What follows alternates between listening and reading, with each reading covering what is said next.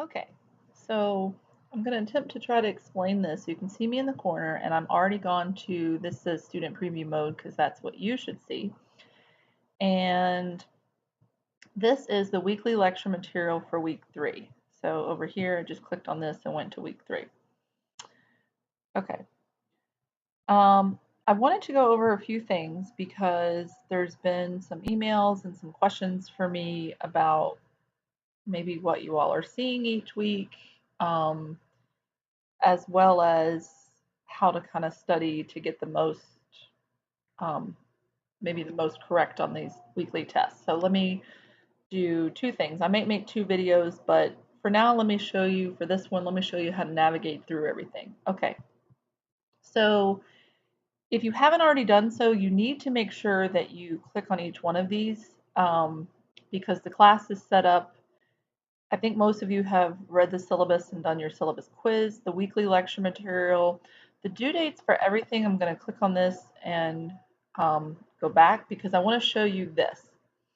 So no matter what you see, which you can still write me and tell me if these days are off, but these are the due dates for everything. So if there's any kind of question, as long as you adhere to these due dates, you should be fine. I keep getting a lot of questions on when something is due. If it's not specifically in the assignment itself, then you can assume that everything, for example, everything from week 2 is due by midnight tonight. Okay, so that's how everything should be set up.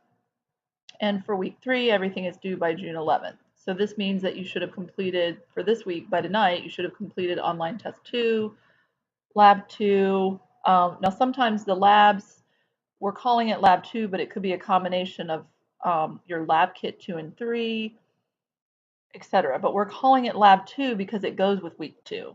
Okay, the weekly test material, and then if there's a discussion board, which I gave you an announcement that each one of these is 5 points. There is no discussion board 2, so those points will go into another discussion board. It's pretty simple. Most weeks there'll be a discussion board, but if there's not for some reason and you don't see one, you can ask me or just assume that there isn't one.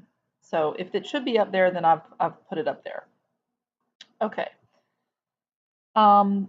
So this, you'll find this schedule in both the weekly lecture material folder and the weekly assignments folder. Okay. So when we go to weekly assignments folder, you're going to see the same thing, and we're going to go down to let's do week 2 for this, for purposes of this. Okay, and so hopefully you watched the video and you click on assignments for week 2, and you should see this. So a lot of questions as far as where to answer what. So lab 2 questions, this is where you're going to answer the pre and post questions, okay? So if I click on this, okay, it should open up. It's going to give you some information. And then you should be able to see a bunch of stuff that looks like this, okay? Now, some people have asked, you may have to copy this out and put it into here. You can copy it from your actual lab. So these tables are in your actual lab itself, which opens like a Word document. So you should be able to copy these out and then put the information in here so that you create tables that look just like this. If you want to put the words in, that's fine, but you've got to make sure that you get each of these spots. So that's what I mean when I say make sure you include all the information. So we keep going down and it has all your questions here. Why do you think the pH is this, da da da da da, and you're going to put your answers here.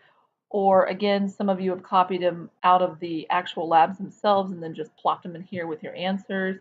There's more than one way to do this. Just make sure that it gets into this form, and then you're going to save and submit right here. Now you can save all of your answers, but that's not going to allow me to see what you've done. It's going to come up with a blue diamond that makes me think that you're in process. Okay. And if you're in process, then I can't see your answers. I need for you to actually save and submit it. Okay. So let me go back out. Of course, I probably won't be able to get back out. But let me. I'll just say save and submit. It's going to tell me I didn't do it, you know, whatever. Okay. So it should give you something that looks like this when you've submitted. It's going to say when you started it, when you submitted it, and if it graded it for you, it's going to tell you what you got on it. If it's waiting for me to review, it's going to tell me that, and you might see an exclamation in your grade book. That means it's waiting on me to grade it. Okay, let me go back to week 2. So now I'm ready to do another assignment, let's say in week 2. Okay, so I'm going to go back into the assignments folder, and now I'm going to say, you know, I would have already have gone into here because this contains the information for lab 2 and slime. And then since I will have done it, you know that you have to have pictures. So this is where you're going to submit your pictures. Now you can put your pictures in a Word document. You can change your Word document to a PDF. You need to make sure that you explain what it is that you're doing in each picture. So that's what this means. Make sure it's an easy size. They're not all crammed together. And then if there are any post questions, you're going to see those right here. You're just going to click on it. I'm going to click on slime post lab questions. It's going to be the same process as before.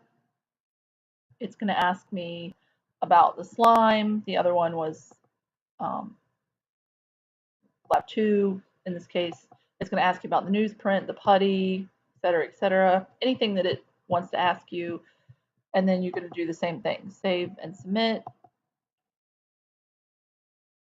Okay, so that's essentially what it's doing. It's going to give you the same information.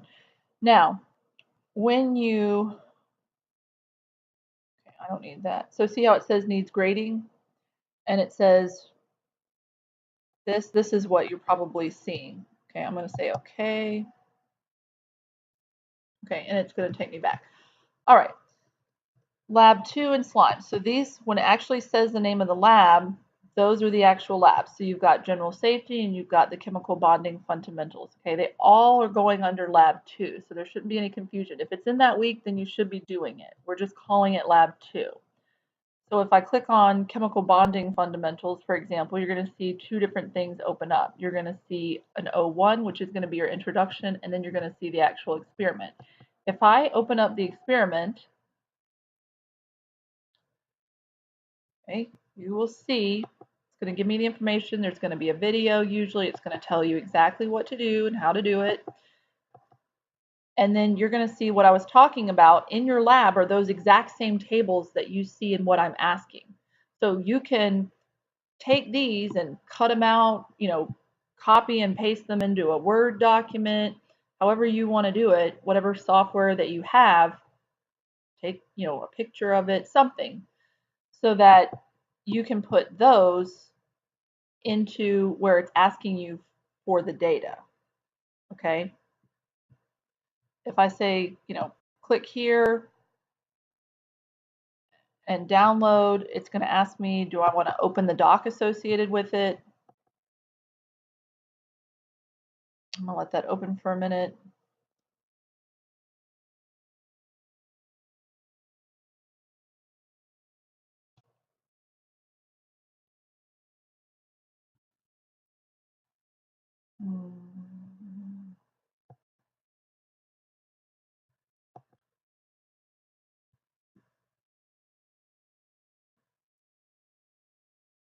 I think it's asking me, probably should have said yes on that instead of no. I want to open the file, allow it. And your computer may not ask you these questions. I don't know why mine does.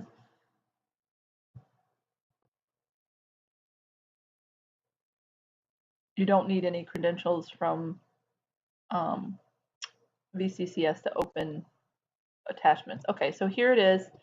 You're going to say enable editing. So this is just, all this is a Word document, okay? When you open it up, it should look like this.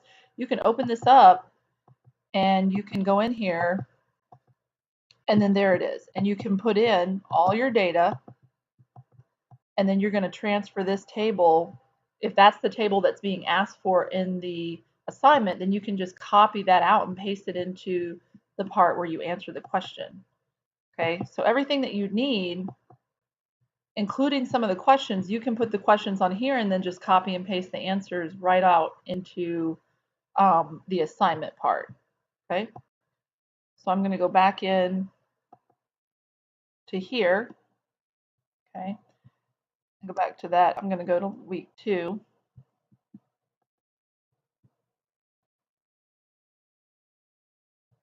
Okay, under assignment. So let's say I've done my lab, then I would enter my answers to the pre and post lab questions here for 2. Here would be the lab 2 slime photos, and for lab 3 because there's no other buttons on here.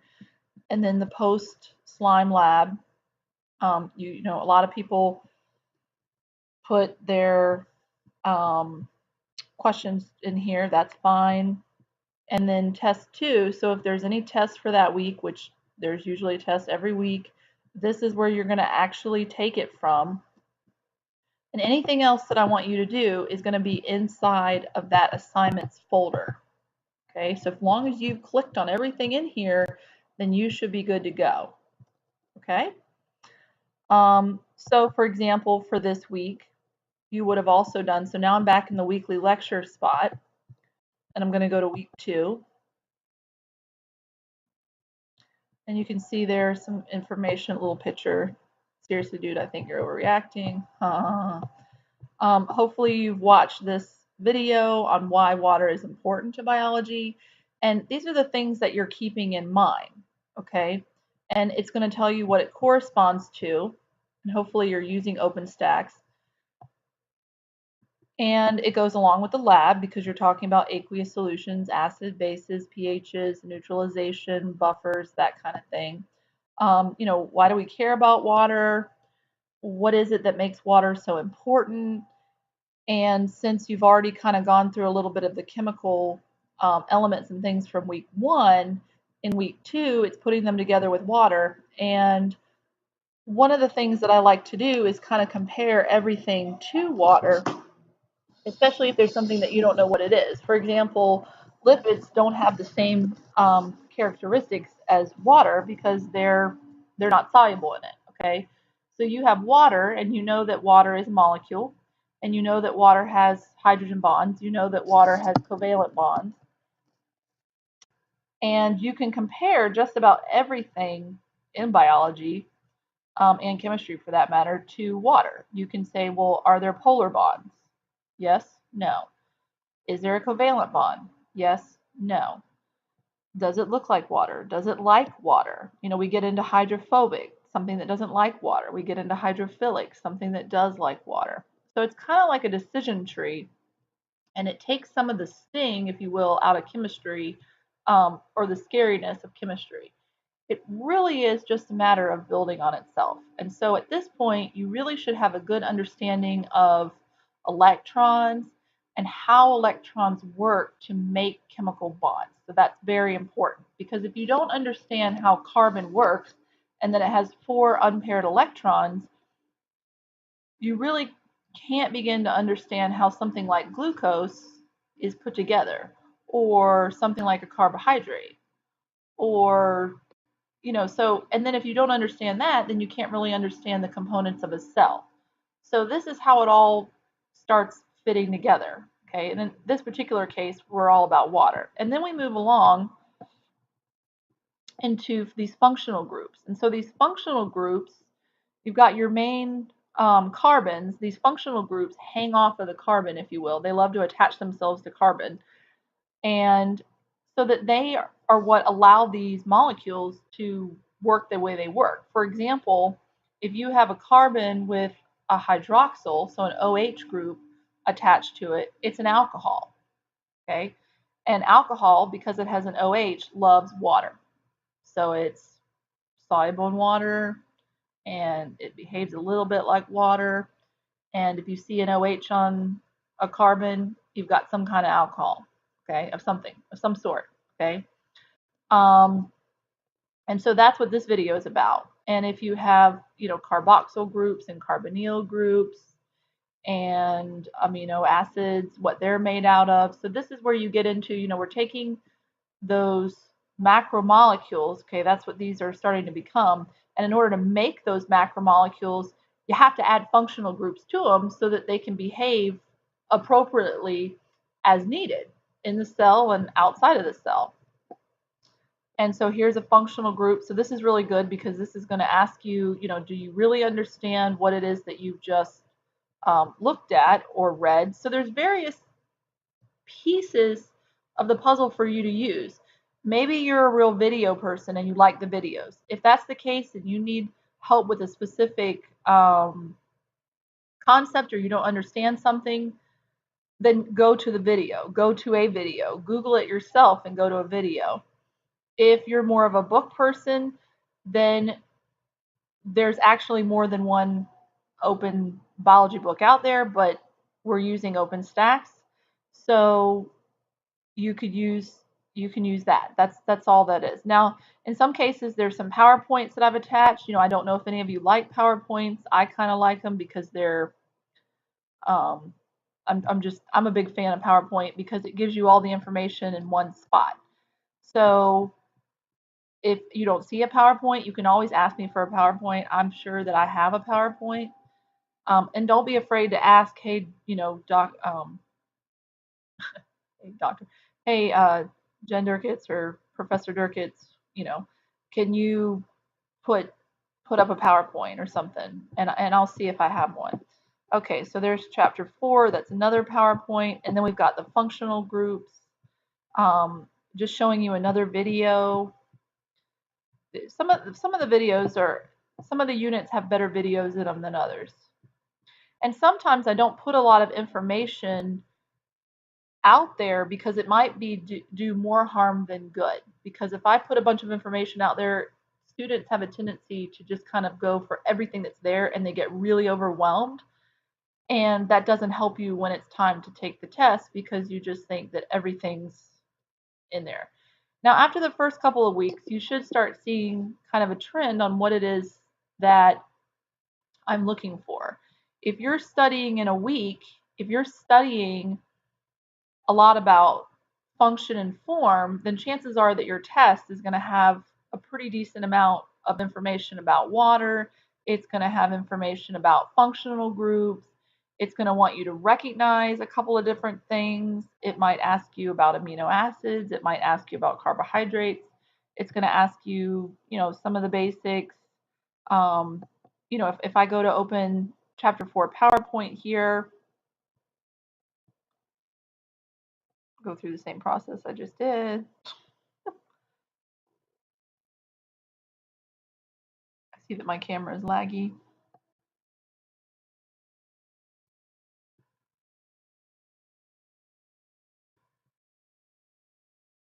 I think we're going to spend more time just waiting for things to download. It's thinking about it. Okay, here we go. So carbon and the molecular diversity of life. Okay, so it tries to give you information on carbon. What's in it? How does it work? Organic chemistry. What is it? It's anything that contains carbon. These are kind of like the highlights. Well, how did we get there? How did they explain what life on Earth was like in the beginning? Well, then we get into Stanley Miller's classic experiment, okay? And so you have to realize that chemistry is actually a lot older, or some of the other sciences like physics and chemistry are actually older than some of the topics that we get into in biology. And so as such, that's one of the reasons that we start out with carbon, with these bonds, and talking about it, because you really can't keep going and talk about larger things in the body and how things work and how insulin works and how diabetes happens and how genetics happens without understanding basically how carbon works, okay, or how electrons work. And so for here example, this is CHON, CHON, 96% of living matter is made from these. And so these are the ones that we're asking you to focus on. I'm not asking you to focus on the entire periodic table. because this is not chemistry, this is biology.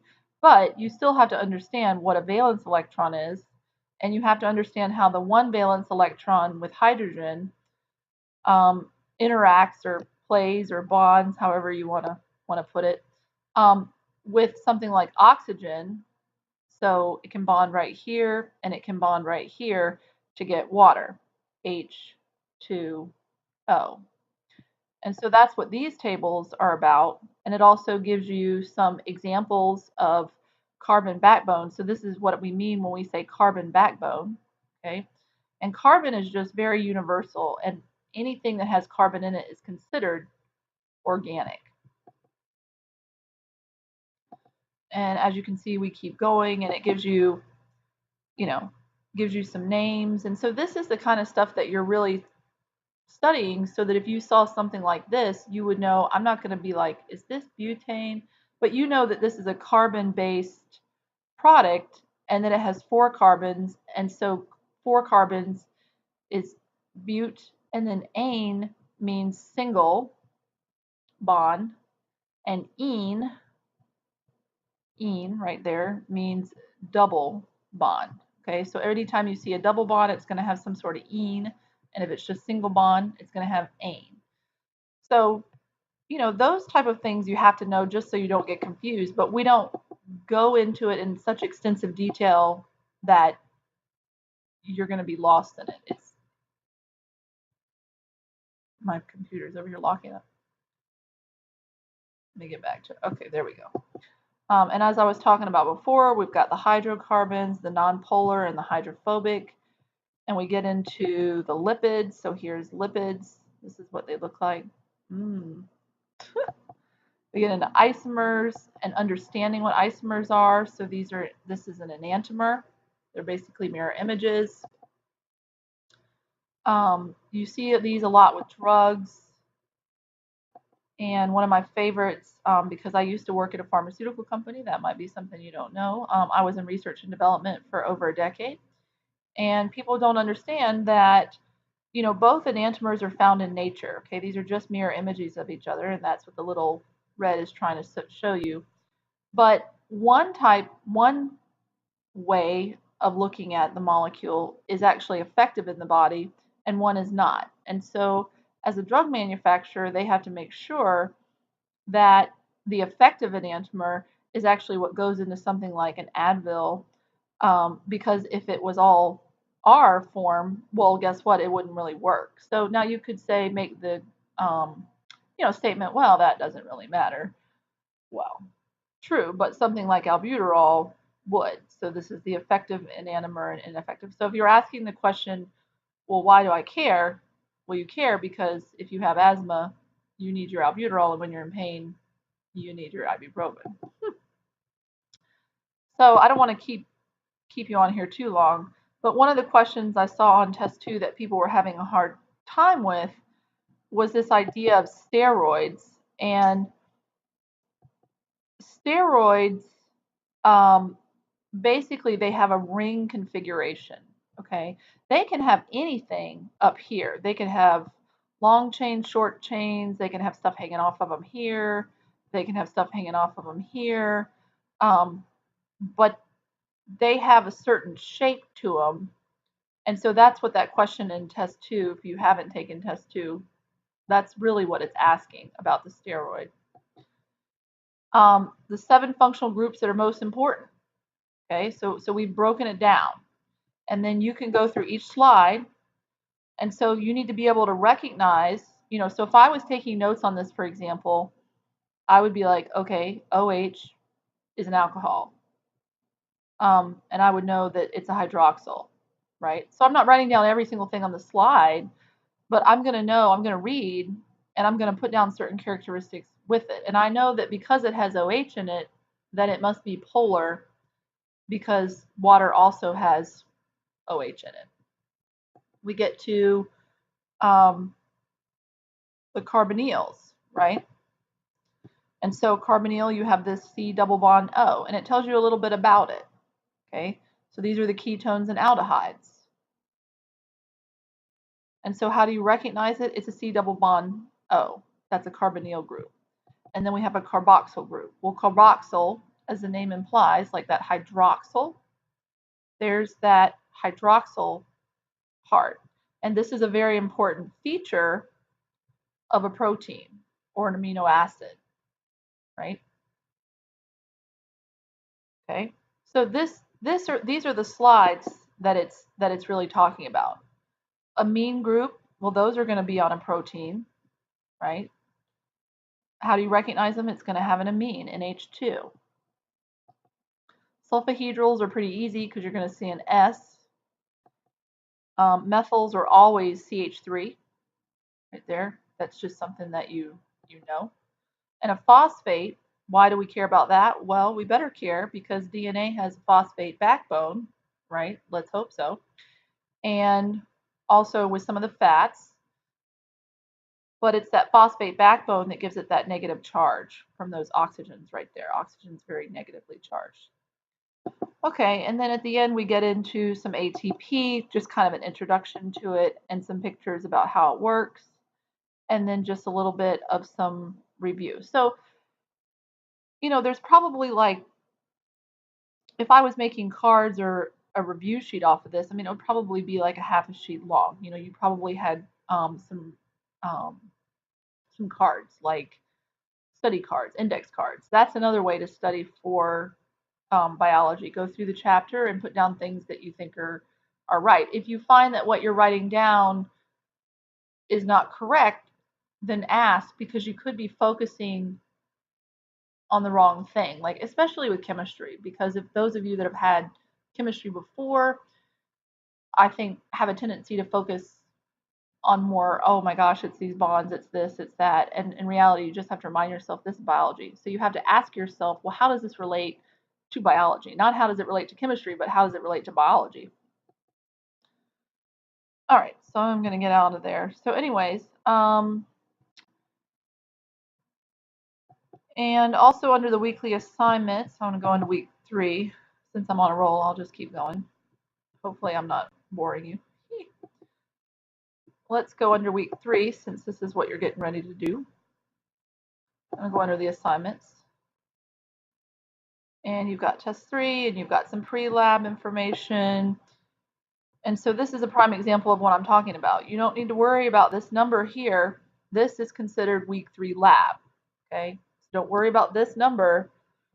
It's under week 3, it's week 3 lab, okay? So you've got your questions, you've got your lab, you've got your post-lab, and you've got your photos. Okay, they're all going to be right there. You should be able to open them. The first thing you're looking at is this. If you answer everything in that lab and take pictures, then this should just be a matter of cut and paste. Okay, and then you're going to see the week 3 discussion board. And when you go to a discussion board, make sure you read everything. It's going to take you, oh, and we already have a post. Okay, so, and that's what I'm looking for when I go in and I do grading information. For me, it says grade forum, and I go through and I grade them. Okay.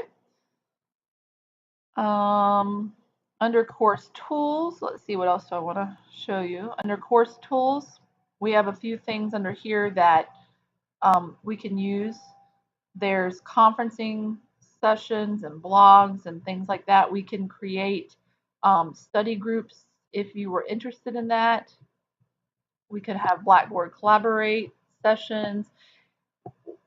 It really just kind of depends on what what your study style is. And so unlike a face-to-face where the professor can get an idea of what everybody likes, or these groups or those groups, it's a little bit more difficult in here to do that. But we can at least try to set it up, and you can let me know. Maybe I noticed from your introductions that some of you maybe either know each other or have worked in the same places, or you're like, oh, hey, I went there, or I did that, or oh, me too. And there's a couple of you from VCU, and so if you go back through the introduction discussion board, maybe you could find a couple of people that you want to be in a group with and that you could study with. And you can take pictures. I can set you up in a group. You can take pictures of index cards, um, you know, things like that. There's more than one way to get around the whole, I'm not sitting in front of a professor. Plus, you probably wouldn't want to sit in front of me. It might be very boring. All right. Well, hopefully, I have touched on a few things for you. I'm sorry this is so long, but hopefully, you understand how to navigate through here. And I think everybody knows how to contact me. There I am. The best way to contact me is through email. I'm usually pretty good at checking it. If I don't check it right away, you may be emailing me at like midnight my time. I'm not sure where we're all located, so keep in mind that I may not even be in your time zone. And you might be getting on there at midnight, and I'm definitely not awake at midnight, or at least not typically.